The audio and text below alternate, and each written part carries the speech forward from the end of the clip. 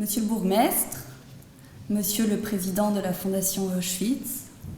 Messieurs les secrétaires d'État, Mesdames et Messieurs les lauréats, Mesdames et Messieurs en vos titres et qualités.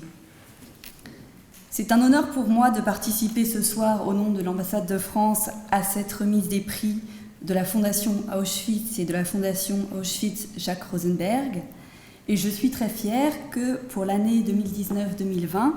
3 de mes compatriotes soient récompensés pour la qualité scientifique de leurs travaux de recherche. Je tiens en premier lieu à saluer M. Loïc Lutz de l'Université de Strasbourg, qui reçoit le prix Fondation Auschwitz pour son mémoire de recherche en histoire contemporaine intitulé « Les frères Seuss, itinéraires et parcours de 2 bourreaux concentrationnaires nazis ».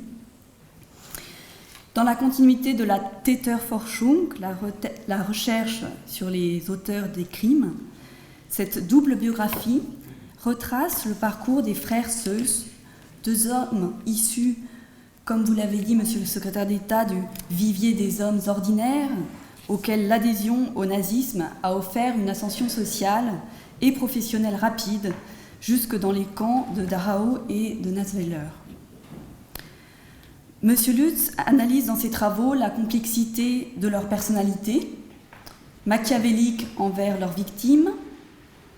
loyaux, fidèles et efficaces vis-à-vis de leur hiérarchie, mais aussi bons pères de famille et bons époux. À travers l'étude de ces cas individuels, M. Lutz contribue à apporter une réponse à la question posée de manière récurrente,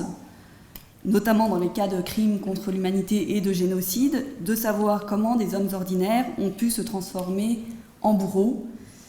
et comment des êtres humains ont pu simultanément se montrer si dépourvus de scrupules, de sentiments et de pitié, tout en conservant, notamment dans leur cercle familial, une vie normale. Ces questions ne sont pas dépourvues de lien avec les travaux menés par une autre lauréate, Madame Amélie Faucheux, qui reçoit le prix Fondation Auschwitz-Jacques Rosenberg pour sa thèse de doctorat intitulée « Massacrés dans l'intimité, le retournement des liens sociaux et familiaux dans le cas du génocide des Tutsis du Rwanda de 1994 », soutenue à l'École des hautes études en sciences sociales. La thèse de Madame Faucheux se concentre sur le processus qui a pu conduire, comme vous l'avez dit, Monsieur le secrétaire d'État,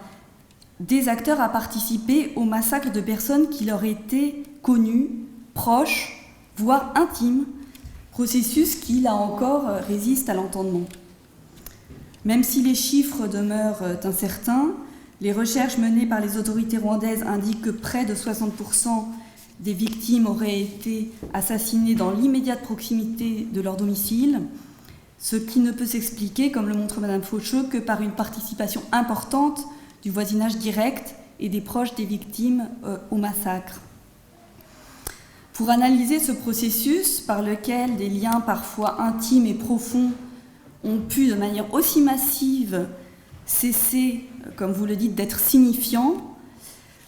vous êtes appuyé sur des sources étendues en menant des entretiens avec plus de 250 acteurs, victimes ou témoins du génocide entre 2012 et 2019 au Bénin, au Rwanda et en Afrique du Sud. À partir de ces recherches, Madame Faucheux met en avant comment les questions d'identification ethnique et communautaire, ainsi que les avantages économiques et sociaux que cette identification apporte, ont pu jouer. Elle souligne également le rôle combiné de l'idéologie et de la guerre dans les exterminations.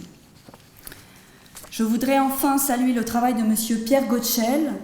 qui reçoit le prix spécial du jury pour son documentaire intitulé « La dernière d'entre elles », produit par les films de l'œil sauvage, qui a été, si je comprends bien, retenu en France à la dernière minute. À partir de souvenirs écrits de sa grand-mère Fernande, déportée à Auschwitz, et de sa rencontre 70 ans après les faits avec Rosette, déportée survivante qui avait connu sa grand-mère, M. Gottschel redonne la parole à un petit groupe de femmes rescapées d'Auschwitz, dont certaines ont écrit et publié leurs récits après leur retour des camps. À l'heure des derniers témoins, à l'heure aussi où ce qui s'est passé à Auschwitz est méconnu par une partie de nos sociétés, y compris et en particulier parmi les plus jeunes, Le documentaire de M. Gottschel nous livre un témoignage émouvant de l'expérience des camps et de la manière dont les rescapés ont souhaité ou non confronter leurs souvenirs. Je tiens donc une nouvelle fois à saluer le travail réalisé par ces 3 lauréats, qui a nécessité des années d'efforts assidus de recherche et d'engagement personnel et qui vient nourrir notre connaissance des phénomènes essentiels pour notre travail de mémoire collectif. Je remercie également la Fondation Auschwitz pour les activités qu'elle conduit et je la remercie d'avoir récompensé les travaux de ces jeunes chercheurs qui soulignent encore une fois l'excellence des échanges universitaires entre la France et la Belgique.